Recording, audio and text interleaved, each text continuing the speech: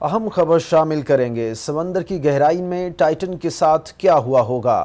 آبدوز کا حادثہ ایک افسوسناک سانحہ ہے جو بہت سے سوالات چھوڑ گیا۔ اوشین گیٹ کمپنی نے پہلے ہی بحری اوقیانوس کی گہرائیوں میں تاریخی بحری جہاز ٹائٹینک کے ملبے تک تفریحی سفر پر جانے والی آبدوز ٹائٹن میں سوار 5 افراد کی ہلاکت کی تصدیق کر دی۔ امریکی حکام نے جمعرات کو ٹائٹن کے ممکنہ طور پر بھیانک حادثے کی اطلاع دی۔ یہ مقام شمالی بحری اوقیانوس میں 4000 میٹر کی گہرائی میں واقع ہے۔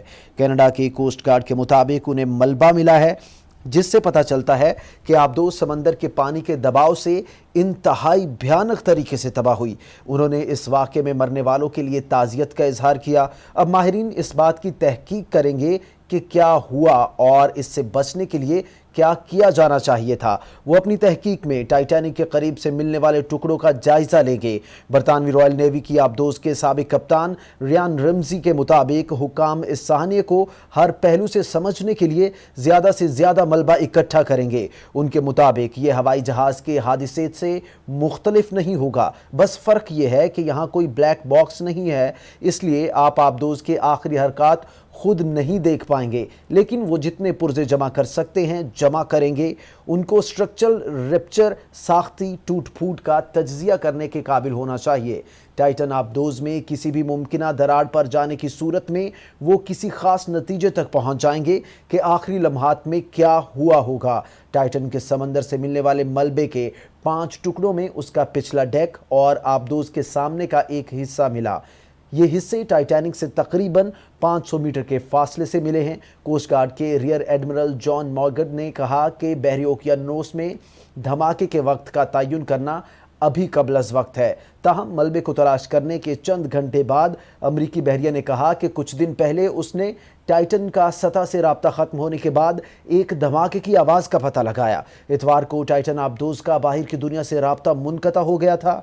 اس تفریحی سفر کا انتظام کرنے والی اوشین گیٹ کمپنی، جس کے بانی بھی ٹائٹن آبدوز میں سوار تھے، اس نے ایک بیان میں کہا کہ ہمارا ماننا ہے کہ ہمارے 61 برس کے سی ای او اسٹاکٹن رش، 48 برس کے پاکستانی تاجر شہزادہ داؤد اور ان کے 19 برس کے بیٹے سلیمان داؤد، 58 برس کے ہمیش ہارڈنگ اور 77 کے پال ہنری کو ہم کھو چکے ہیں۔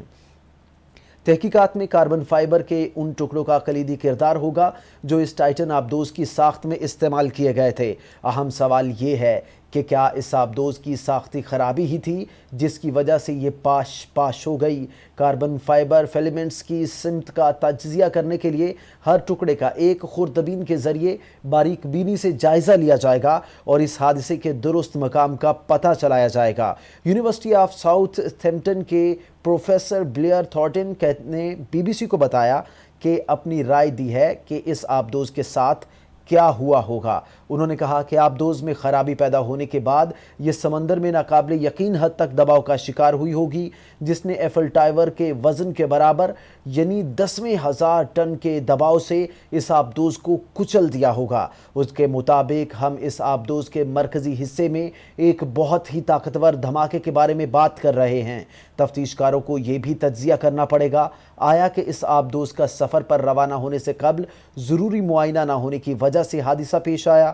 امپیریل کالج لندن کے پروفیسر ریڈرک اے سمتھ نے کہا ہے کہ اس سوال کا جواب دینے میں ملبے کے سب سے اہم ٹکڑوں میں سے آبدوز کے ٹوٹنے والی جگہ کا کاربن فائبر والا حصہ ہوگا۔